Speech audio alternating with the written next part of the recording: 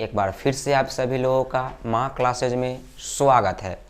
आज हम लोग पढ़ेंगे ज्योमेट्री का क्वेश्चंस। जैसा कि आप लोगों को पता होगा कि ज्यामिति का हम लोगों ने थ्योरी पढ़ लिया है, ठीक है। ज्यामिति का हम लोगों ने थ्योरी पढ़ लिया है। अब थ्योरी पढ़ लिए तो उससे रिलेटेड कुछ क्वेश्चन भी तो बनाना जरूरी है।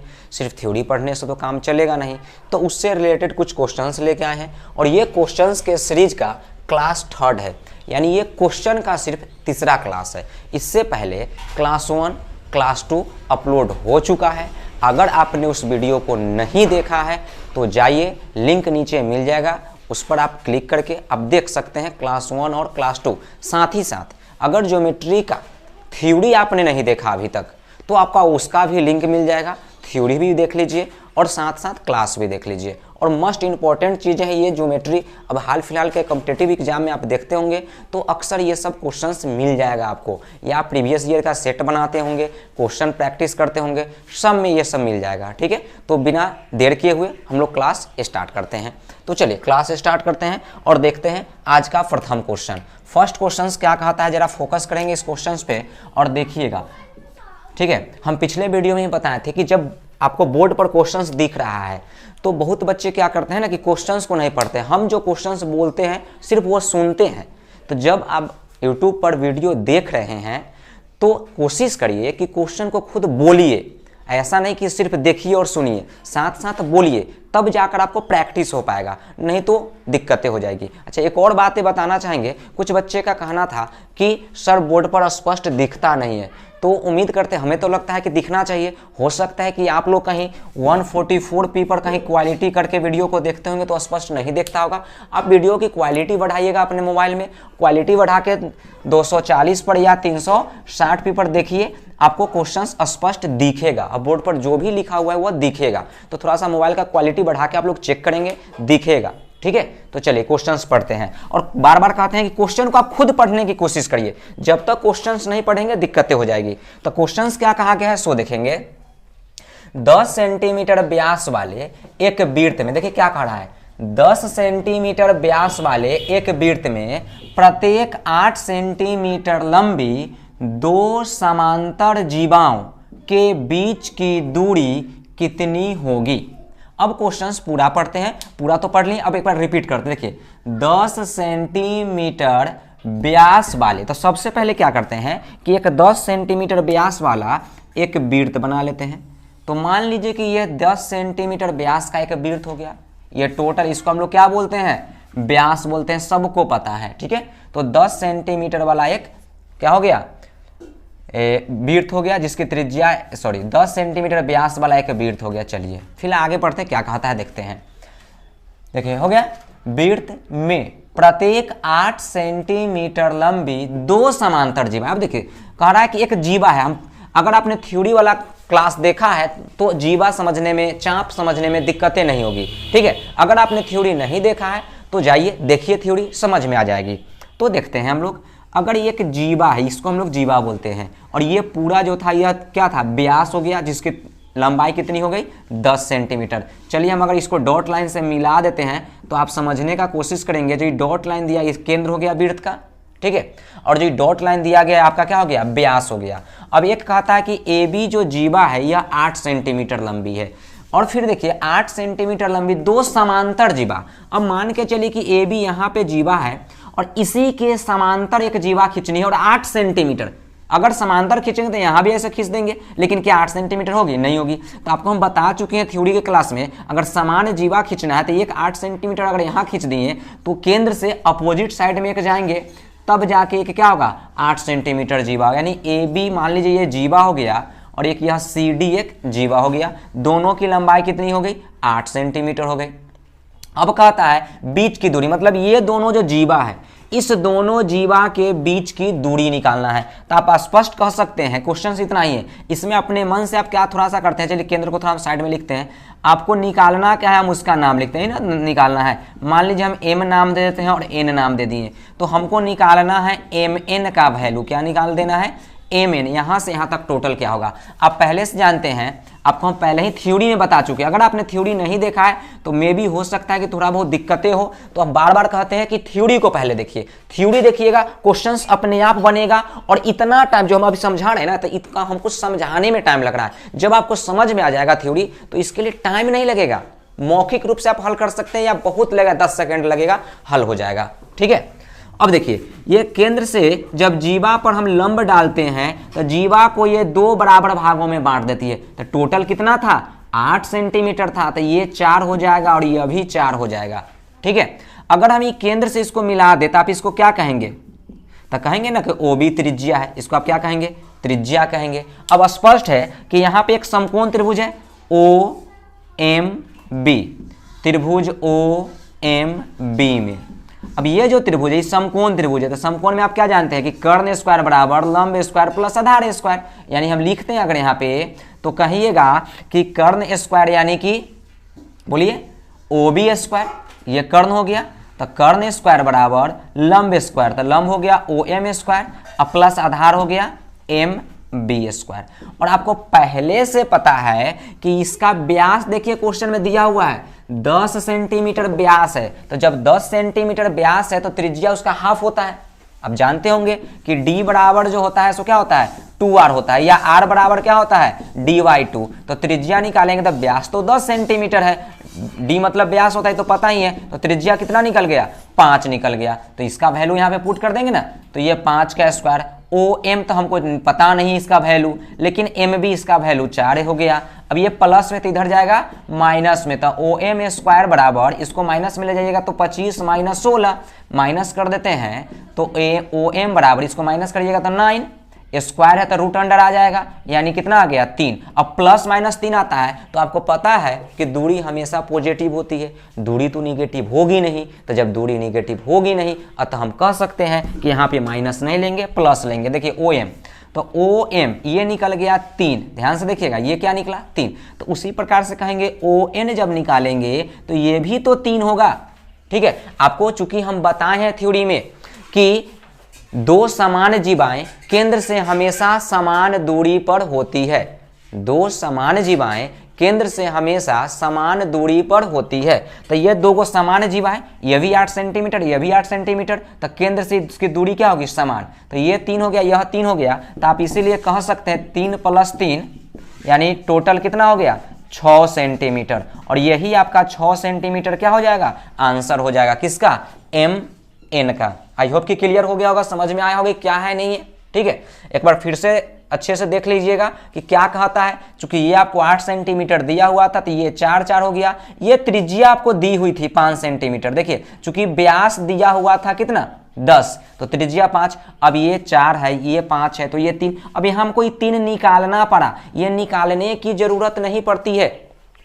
अगर आपको कैलकुलेशन फास्ट करना है तो कुछ समकोण त्रिभुज की भुजाएं याद रखिए, जैसे कि समकोण त्रिभुज की भुजाएं आप लोग याद कैसे करते हैं, जैसे कि यहाँ पे देखिए ये 3 सेंटीमीटर आया, 4 सेंटीमीटर था 5 सेंटीमीटर, तो 3 सेंटीमीटर 4 सेंटीमीटर 5 सेंटीमीटर, ये समकोण त्रिभुज की भुजाएं हो गया। उसी प्रकार से 6 होता है, 8 होता है, 10 होता है, यह भी समकोण त्रिभुज की भुजाएं हैं, और भी बहुत सारे होते हैं। ठीक है, तो वो सबको कुछ आप याद रखिए, और बहुत सारे का जैसे कि मान के चलिए कि 9 सेंटीमीटर 40 सेंटीमीटर 41, मतलब जो बड़ा वाला है ये कर्ण होता है, बाद बाकी दोनों में से किसी को लंब और किसी को आधार कहिए। तो कुछ समकोण त्रिभुज की भुजाएं आप लोग याद कर लीजिए, याद करने से बहुत ही फायदा होता है, कैलकुलेशन जल्दी हो जाता है ना। बहुत सारे हो जाते हैं, एक 5 होता है, 12 होता है, 13 होता है, 7 होता है, 24 होता है, 25 होता है, ये सब समकोण त्रिभुज की भुजाएं हैं कि 7 24 25, ये लंब और आधार में से कोई होगा, लेकिन ये आपका कर्ण हो जाएगा। तो इस तरीके से समकोण त्रिभुज की भुजाएं बहुत सारे होते हैं, आप उसको याद करेंगे।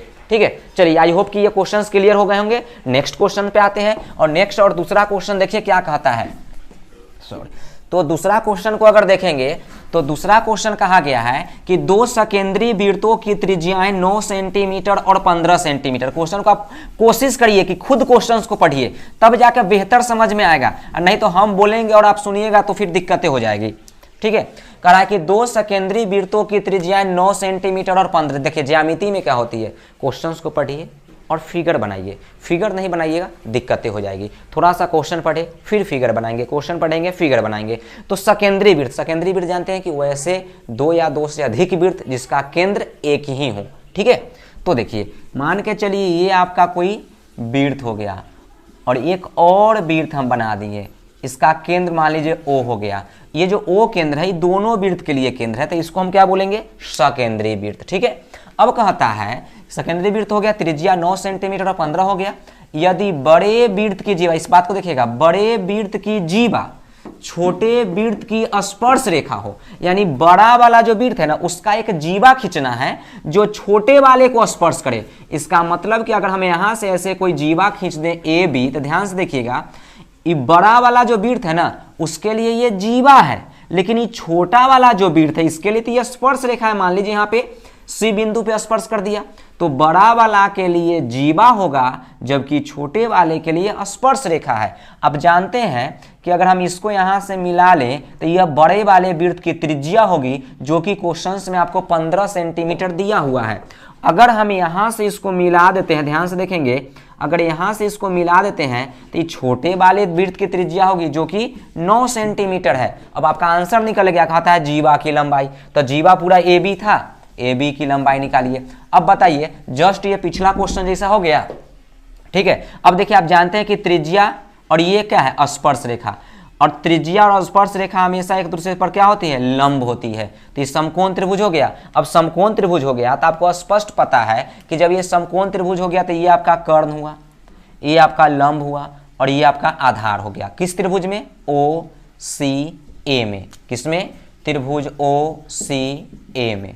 अब इस त्रिभुज में अगर चलिएगा तो इस त्रिभुज में ये आपका कर्ण है, ये लंब है, ये आधार है, तो आधार कौन हो गया, ए सी। तो आधार बराबर आप क्या जानते हैं, रूट अंडर कर्ण स्क्वायर माइनस लंब स्क्वायर, यानी 15 का स्क्वायर माइनस 9 का स्क्वायर। आप इसको हल करेंगे, 15 का स्क्वायर कितना 225, 9 का स्क्वायर कितना 81। हल करिएगा, 5 में से हटा दीजिएगा 4, ये 12 में से 8 घटेगा 4, 144, 144 का वर्गमूल निकालेंगे, कितना आ गया 12 सेंटीमीटर आ गया। इसका क्या मतलब कि ये जो वैल्यू निकला किसका, एसी का। जल्दबाजी में बच्चा अक्सर यहाँ गलती कर जाता है, क्या कि वो 12 सेंटीमीटर आंसर मार के निकल जाता है, लेकिन ये 12 क्या निकला, ये तो एसी निकला ना, एसी निकला। आपको क्या निकालना है, ए बी।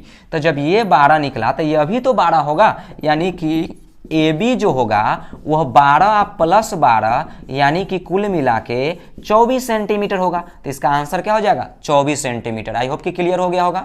ठीक है, चूंकि आप जानते हैं कि जीवा पर जब लंब डाला जाता है तो ये जीवा को 2 बराबर भागों में बांट देती है। तो पूरा जो था 2 बराबर भागों में बांट देती है। हम बार बार कहते हैं कि थ्योरी को आप ध्यान में रखेंगे, नहीं तो फिर दिक्कतें हो जाएगी। ठीक है, चलिए आई होप कि ये समझ में आ रहा होगा। नेक्स्ट क्वेश्चन देखते हैं, तीसरा क्वेश्चन। थर्ड क्वेश्चन क्या कह रहा है वो ध्यान से देखेंगे। तो थर्ड क्वेश्चन कह रहा है, तीसरा क्वेश्चन देखिए क्या कहा कि त्रिभुज ए बी सी में। अब देखिए त्रिभुज एबीसी में तो सबसे पहला काम आप क्या करेंगे, तो सबसे पहला काम आपका यह होगा कि एक त्रिभुज बना लीजिए। जैसे क्वेश्चन कहे उस अनुसार से चलिए। तो हम एक त्रिभुज बना लेते हैं एबीसी। तो ध्यान से देखेंगे, कोई एक त्रिभुज ले लिए ए बी सी।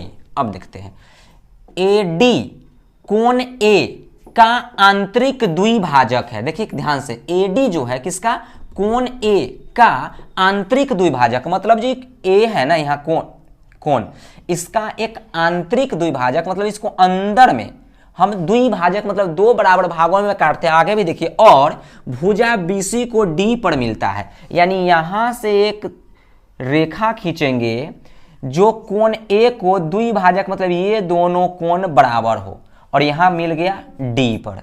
ठीक है, कि ये वाला और ये वाला बराबर हो गया और यहां मिला डी पर। आगे देखिए, यदि बी डी बराबर 5 सेंटीमीटर, देखिए बी डी ये आपका हो गया 5 सेंटीमीटर, बी सी बराबर 7.5 है, बी सी मतलब यहां से लेके यहां तक जो है टोटल कितना हो गया 7.5 सेंटीमीटर। हमको वैल्यू किसका चाहिए, तो वैल्यू चाहिए ए बी अनुपात ए सी का। ध्यान से देखिए कहाँ ये ए बी और ए सी है, तो देखते हैं हम कि ए बी, देखिए ए बी और AC, मतलब ये जो दोनों भुजा है इस दोनों का अनुपात निकालना है। अगर आपने थ्योरी पढ़ा है तो स्पष्ट रूप से आप जान जाइए, अगर जो आदमी नहीं भी पढ़े हैं थ्योरी तो वीडियो देखे आना, तो फिर थोड़ा सा आप हिंट्स देते हैं, समझिएगा। अगर ये कोई त्रिभुज हो और एक कोण का जब समद्विभाजक काटा जाता है, जैसे ये दोनों हुआ, जब समद्विभाजक काटा जाता है ना, तो इस दोनों का अनुपात जो है ये दोनों के अनुपात के बराबर होता है। यानी कि हम यहाँ पे लिखेंगे, यहाँ भी सेम टू सेम है कि इसका अनुपात लेते हैं ए बी अनुपात AC, इसका वैल्यू हमको निकालना है। तो AB अनुपात AC जो होता है यह होता है BD अनुपात DC के, किसके अनुपात के?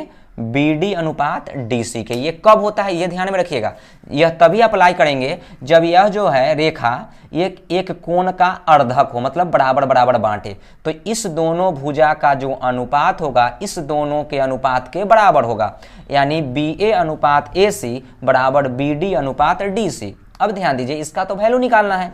BD, इसका वैल्यू देखिए, BD का वैल्यू 5 सेंटीमीटर है। इसके बाद देखिएगा DC, अब ये DC का वैल्यू नहीं पता है लेकिन ये पूरा पता है। तो आपको पता है कि पूरा कितना है? 7.5 सेंटीमीटर। ये क्या है? 5। तो टोटल में से हम इसको माइनस कर देंगे तो ये निकल जाएगा। तो 7.5 में से 5 माइनस कर दीजिएगा तो 2.5 सेंटीमीटर, 2.5 सेंटीमीटर यह निकल जाएगा ना। तो ये DC हो गया कितना? 2.5 सेंटीमीटर। अब आप जानते हैं कि अनुपात का क्या मतलब? बटा। तो कह सकते हैं कि 5 बटा में कितना? 2.5। अब देखिए 2.5, ये दशमलव हटाएंगे तो ऊपर में एक 0 हो जाएगा, 25 से कट जाएगा 2 टाइम्स, यानी कितना आ गया? 2। नीचे में तो कुछ नहीं, तो नीचे में कुछ नहीं तो 1, यानी कि 2:1 आपका आंसर हो जाएगा। आई होप कि ये चीज़ें समझ में आया होगा। थ्योरी आप लोग ध्यान रखिएगा, फिर से एक बार बता रहे हैं कि जब एक रेखा का अर्धक खींचा जाता है तो जिस रेखा से ये दोनों जो कोण बना था इस दोनों का अनुपात इस दोनों के बराबर होगा, यानी AB अनुपात AC, ऐसे याद रखिए, AB अनुपात AC बराबर BD अनुपात DC। तो AB अनुपात AC बराबर BD अनुपात DC। ये चीज़ें आप ध्यान में रखिए, थ्योरी जब तक रहेगा ये क्वेश्चंस आसान है। अब बताइए, ये छोटी सी बातें हैं, अगर ये याद नहीं है तो लगेगा कि ये क्वेश्चन बहुत भारी है। अब नहीं तो अगर याद है तो कोई टाइम लगेगा, कुछ नहीं लगेगा, मौखिक रूप से आप बना सकते हैं। ठीक है, आगे बढ़ते हैं। चलिए नेक्स्ट बढ़ते हैं हम लोग 4th क्वेश्चन पे, और चौथा क्वेश्चंस को देखते हैं कि चौथा क्वेश्चंस क्या कहता है। तो चौथा क्वेश्चन में देखेंगे कि कह रहा है कि 2 समरूप त्रिभुज। अब देखिए यहाँ फिगर की जरूरत नहीं है, लेकिन हम आपको समझाने के दृष्टिकोण से फिगर बना दे रहे हैं, लेकिन जरूरत नहीं है। कह रहा है कि 2 समरूप त्रिभुज, तो हम एक समरूप त्रिभुज बना देते हैं। अभी 2 को बनाना है, तो ABC एक त्रिभुज हो गया और एक मान लीजिए DEF हो गया। दोनों क्या है? समरूप है। त्रिभुज के क्षेत्रफल 96 वर्ग सेंटीमीटर तथा 150, मतलब एक का जो ये एरिया है ये मान लीजिए, इसका मान लीजिए कि ये हो गया 96 और ये हो गया 150। तो स्पष्ट है कि छोटा है ये बड़ा है। ठीक है, कि 96 वर्ग सेंटीमीटर 150 वर्ग, ये क्षेत्रफल आपको दिया हुआ है। आगे देखते हैं, यदि बड़े त्रिभुज की सबसे बड़ी भुजा 25 सेंटीमीटर है। अब इनमें कौन बड़ा है कौन छोटा है हमको तो पता नहीं है, लेकिन किसी को भी मान के चलेंगे कि सबसे बड़ी भुजा 25 सेंटीमीटर है, तब सबसे छोटे त्रिभुज की सबसे बड़ी भुजा क्या होगी? मतलब 2 त्रिभुज हैं, एक छोटा है एक बड़ा है, तो बड़े वाले मान लीजिए थोड़ा देर के लिए कि ये सबसे बड़ी भुजा है, मान लीजिए सबसे छोटी भुजा है। जनरली संगत भुजा छोटी हो जाती है। ठीक है, तो आपको थ्योरी याद होगा, तो हम बताए थे कि 2 समरूप त्रिभुज के क्षेत्रफल का अनुपात उसके संगत भुजा के वर्गों के अनुपात के बराबर होता है। ठीक है, तो देखिएगा क्या लिखेंगे इसमें कि त्रिभुज ABC का क्षेत्रफल अब बटा त्रिभुज DEF का क्षेत्रफल, और 2 समरूप त्रिभुज के क्षेत्रफल का अनुपात क्या होता है? इनके संगत भुजा, मान लीजिए कि यह AB है ना, तो AB² और यह DE है तो DE²। आप BC भी लिख सकते हैं, यहाँ BC है तो यहाँ EF लिखेंगे, कोई दिक्कत नहीं है। कि 2 समरूप त्रिभुज के क्षेत्रफल का अनुपात उसके संगत भुजा के वर्गों के अनुपात के बराबर होता है। मतलब ये दोनों के वर्ग या ये दोनों या ये दोनों, किसी को भी आप ले सकते हैं। अब देखिए, इसका तो क्षेत्रफल आपको दिया हुआ है 96, इसका भी क्षेत्रफल दे दिया गया है 150। AB, अभी AB देखिए यहाँ पे क्या दिया हुआ है, समझिएगा क्वेश्चंस में कि त्रिभुज की सबसे बड़ी, देखिए यहाँ पे क्या है, बड़े त्रिभुज की सबसे बड़ी भुजा, बड़े त्रिभुज, तो स्पष्ट है कि नीचे वाला त्रिभुज बड़ा है, मतलब ये वाला बड़ा है, कारण कि इसका क्षेत्रफल क्या है, बड़ा। जब क्षेत्रफल बड़ा है तो त्रिभुज भी बड़ा होगा, ठीक है। तो ये बड़ा त्रिभुज है तो इसकी बड़ी भुजा हो गई। तो मान लीजिए ये AB स्क्वायर तो हमको पता नहीं, लेकिन ये नीचे वाला तो दिया हुआ है कितना, 25, और इसका स्क्वायर है तो फिर इसका स्क्वायर भी तो करेंगे। अब इसको हल कर लीजिए तो 96/150 यह हो गया AB स्क्वायर बाई 25 का स्क्वायर कह सकते हैं, 25 × 25 ऐसे भी आप लिख सकते हैं क्या। अब देखिए 25 से इसको काट दीजिएगा तो 25 से 6 बार में कट जाएगा, 25 छक्का 150, फिर 6 से अगर हम इसको काट दें तो कितने बार में, 16 टाइम्स।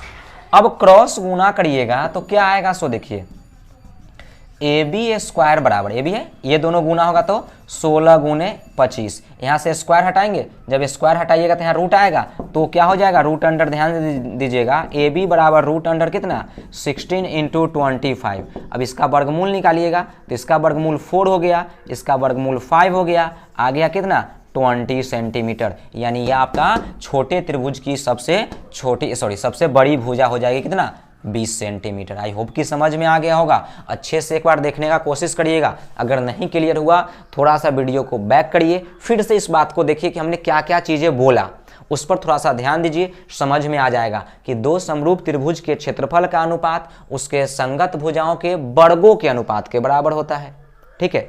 और इसी में अगर परिमाप का अनुपात तो क्या होता है, तो संगत भुजा के अनुपात के बराबर, क्षेत्रफल क्या होता है, वर्ग के बराबर, और परिमाप क्या होता है, संगत भुजा के अनुपात से लिखते हैं, मतलब कि यहाँ स्क्वायर नहीं देंगे अगर परिमाप रहता तो। आई होप कि समझ में आ गया होगा।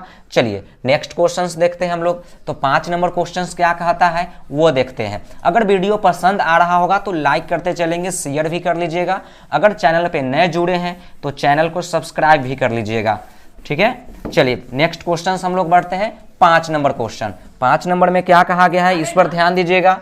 तो 5 नंबर क्वेश्चन कह रहा है, सो ध्यान दीजिए, यदि किसी त्रिभुज ABC में कोण A बराबर 60 डिग्री, तो सबसे पहले तो त्रिभुज ABC है तो आप एक त्रिभुज बनाएंगे। तो चलिए ABC एक त्रिभुज बना देते हैं, इसमें कह रहा है कोण A 60 डिग्री है। अब ये जब यहाँ नाम दे देते, ये जो एंगल हो गया सो कितना हो गया, 60 डिग्री हो गया। अब आगे देखते हैं, और शीर्ष B एवं C से सामने की भुजा पर डाले गए लंब जो एक दूसरे को P बिंदु पर काटते हैं, मतलब कि B हो गया और यहाँ पे C हो गया। अब B से एक लंब डालना है, देखिए स्पष्ट लिख रहा है कि B एवं C से सामने की भुजाओं पर डाले गए लंब, मतलब B से इसके सामने की भुजा ही ना है, तो यहाँ से एक लंब डाल देते हैं, ये आपका लंब हो गया, ठीक है।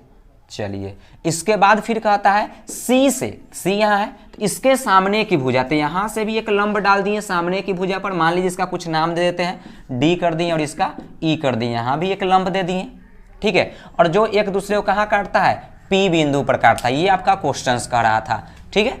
अब कह रहा है कि तो कोण BPC, देखिए BPC मतलब ये वाला वैल्यू आपको क्या करना है, निकाल लेना है। आई होप कि ये चीजें क्लियर हो गई होगी। अब आते हैं, जरा सोचिए कि ये बातें कैसे निकलेगा, कि ये वाला एंगल कैसे निकलेगा। तो थ्योरी अगर पढ़े होंगे तो थ्योरी का प्रथम, अच्छा एक और बात बताना चाहेंगे कि जब ये हम लोग क्वेश्चंस कर रहे हैं, थ्योरी में टोटल 5 वीडियो बना हुआ है, 5 जो वीडियो है उसमें से सबसे पहला वीडियो में ये बातें बताई गई थी। बताए होंगे कि जब दो रेखा एक दूसरे को काटे, ध्यान से देखेंगे कि मान लीजिए एक यह रेखा है और एक यह रेखा है, दोनों रेखा एक दूसरे को काट रही है, तो ये आमने सामने के जो कोण होते हैं ना बराबर होते हैं और ये सम्मुख कोण कहलाते हैं। तो देखिए एक यह रेखा हो गई, या रेखाखंड कहिए, और एक यह रेखाखंड हो गई, तो ये आमने सामने के कोण बराबर होते हैं। तो किसी प्रकार से अगर हम ये वाला कोण निकाल देंगे तो ये और ये दोनों बराबर हो जाएगा, ठीक है। तो ध्यान से देखिएगा, आप बताइए एक चीज यहाँ पे अच्छे से, जब ये जो लाइन है इन लंब है तो ये 90 डिग्री है, तो जब ये 90 तो ऊपर में भी तो 90 का होगा, यहाँ जब ये नीचे 90 है तो ये ऊपर भी तो 90 होगा। तो अब बताइए AEPD ये एक चतुर्भुज है, देखिए ये चतुर्भुज हो गई, तो जब यह चतुर्भुज हो गया तो चतुर्भुज के चारों कोण मिलके कितना डिग्री, एक 360 डिग्री। तो ये वाला और ये वाला सब मिलाइएगा तो देखिए यहाँ 60, ये 90, ये 90, 3 को जब पता है तो चौथा निकल जाएगा ना, तो ये दोनों मिला के तो 180 हो गया, ये दोनों मिलाइएगा तो 180 हो गया। तो इसका मतलब टोटल कितना पूरा देना है, 360 डिग्री। चूंकि आप जानते हैं कि चतुर्भुज के चारों कोणों का योग क्या होता है, 360 डिग्री होता है। तो जब ये दोनों 90 90 180 हो गया तो ये दोनों को भी तो ऐड करेंगे तो 180 होगा।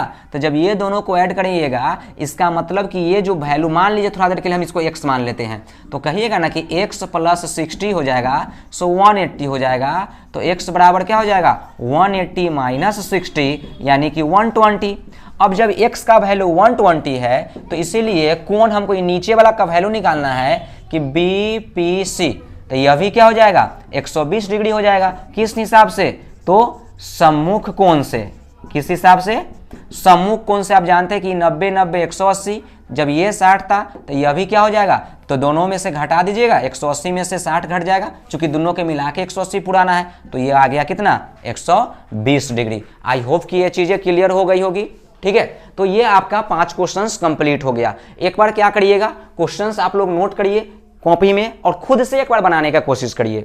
ठीक है, अगर नहीं बन पा रहा है तो आप देखिए कि आखिर कैसे बना हुआ था, तभी जाके समझ में आएगा। जब तक आप खुद प्रैक्टिस नहीं करिएगा, ज्यामिति एक ऐसा चैप्टर आपको प्रैक्टिस करना पड़ेगा, जब तक खुद प्रैक्टिस नहीं करिएगा दिक्कतें हो जाएगी। क्योंकि देखिए भाषा दे रहा है और भाषा को पढ़ के हमने क्या किया, फिगर को ड्रॉ किया, और जब फिगर ड्रॉ होगा तभी क्वेश्चंस बनेगा। ठीक है, तो आई होप कि ये चीजें बातें समझ में आई होगी। वीडियो अगर पसंद आ रहा होगा तो लाइक करिएगा। नेक्स्ट क्लास में हम लोग क्या करेंगे, क्लास 4 में एक नए वीडियो के साथ, एक नए उमंग, एक नए जोश के साथ मिलेंगे। तब तक के लिए नमस्कार, धन्यवाद।